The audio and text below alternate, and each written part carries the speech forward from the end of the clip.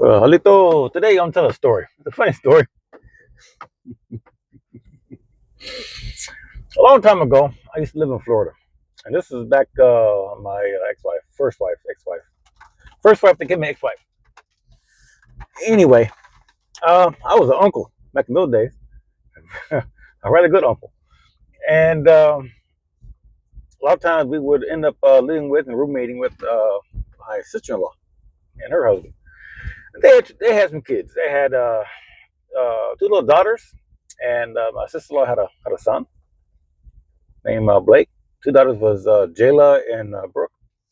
So anyway, Jayla and Brooke, it was like pre-K. They had a babysitter they went to, and somehow this babysitter had like a tree in her garage that talked. It was from a Chuck E. Cheese, or maybe she bought it online. I don't know. But either way, she had a tree in her garage, and this tree was connected to a mic.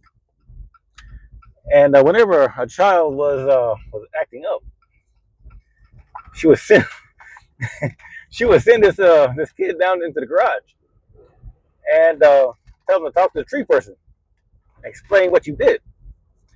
Now she had a mic, and from what I'm gathering, how this all turned out was the child was sitting there, and the tree person, she'd be talking to the mic in the living room or different room or something, and the tree person would be talking.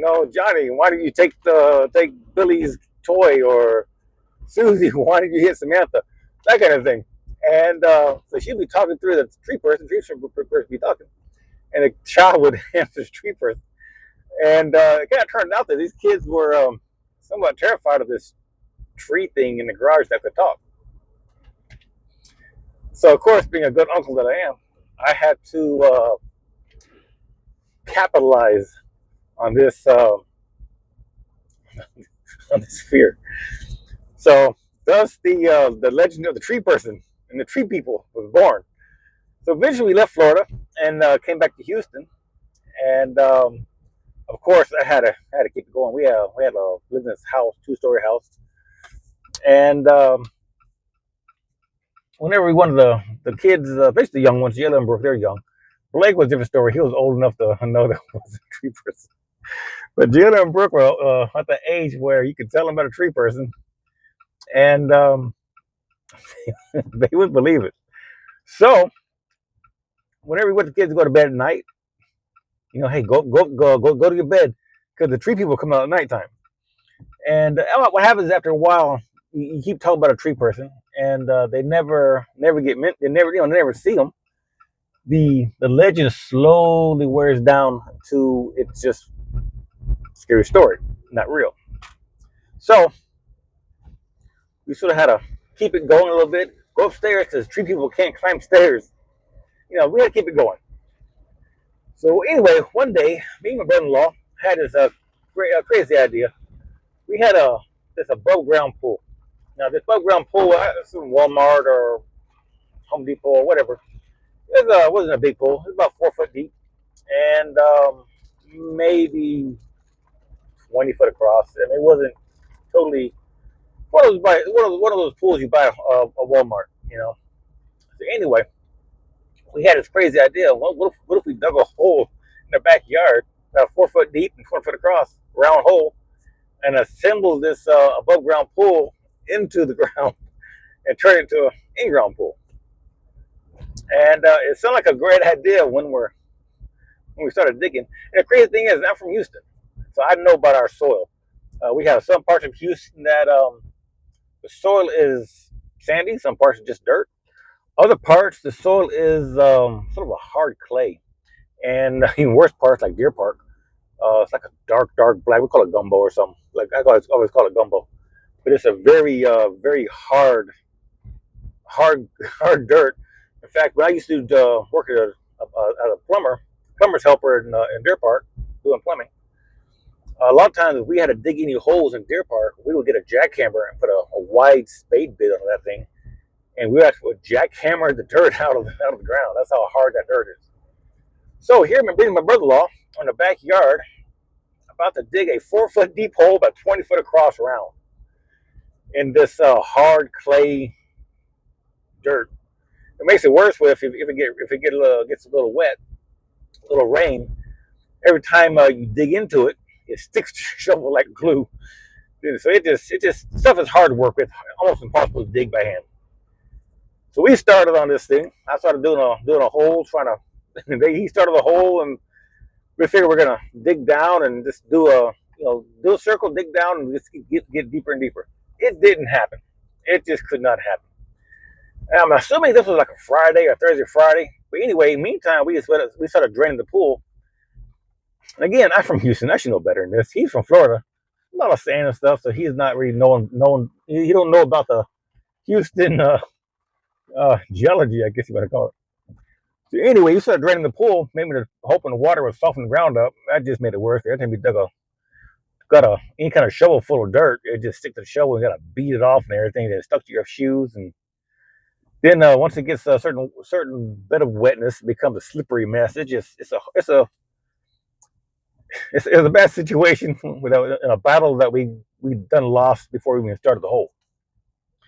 But anyway, I think it was like Saturday morning, something like that. I think it was summertime, whatever. The kids jumped up out of bed and everything. We had breakfast and TikToks and talked, and they decided they're gonna hop in the pool and go for a swim. Well, they went outside, and I was already thinking, because I don't always pay attention to the kid chit chat and everything. But when they got outside to hop in the pool was empty. So of course they were like, hey, pool, what happened to water? What happened to water in the pool? And this is how the uncle's brain works. Went outside and said, oh yeah. I was about to say, oh yeah, we drained the pool, gonna try to dig it in the ground, but then my uncle brain kicked in and says, oh, opportunity awaits. So I went outside with them. I said, oh my goodness, the pool's empty. Look on the ground. These two footprints. A tree person drank the water out of the pool. Now, to these little kids, how old is Jalen Brooke? I don't know. Maybe 5, 6 years old. Maybe I don't know. I can't. I don't remember the ages really. 5 or 6. By now, they'll probably be in their late teens, in their early 20s. Blake would be about 25, 26 right now. I don't know, something like that. Anyway, they once I told them that the tree person drank the water out of the pool and left these two big footprints back there next to the pool. That was a story that became a story that began wearing off over time, that was resurrected into a true story because now they saw an empty pool and two footprints. And that is how the tree person, the tree people legend was born. I've always wondered, because I haven't, me and my first wife divorced, was, man, 2009 or something like that, a long time ago. I kind of always wondered. By now, they're probably, again, they're adults. All the kids are adults now, except little Brian. Little Brian, he probably might be in his teens, mid-teens. But I've also kind of wondered if they ever ran across him again one of these days, asked if they even remember the tree person, the tree people, and the whole story and everything. I think with Blake, I used to tell him about the Shumpy and everything. But yeah, that is the story of the tree people. Man, I wish I had some niece and nephews to terrorize. So once again, I got a nephew, but he, I don't know, he's like a iPad kid. He don't go out very often. So yeah, that's the story of the tree people, tree person. So if you have nieces and nephews, especially young ones, it's your obligation as an aunt and uncle. It's your obligation. It's your obligation to not terrify. It's an obligation to build character into your niece and nephews. That's what I'm trying to say. Build character. I know my uncle will build character to me. Goodness gracious. So that's the tree people. Hope you enjoyed the story. Go out there and make your own stories.